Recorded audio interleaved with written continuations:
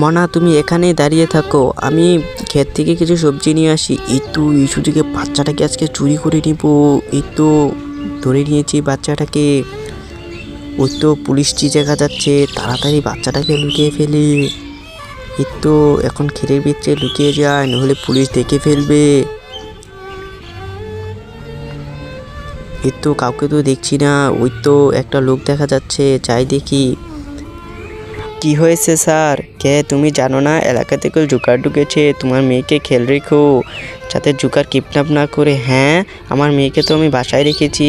হ্যাঁ, গিয়ে দেখো, তাড়াতাড়ি যায়। মনা কোথায়? মনা কোথায়? মনাকে মনে হয় জোকার কিডন্যাপ করে নিয়েছে।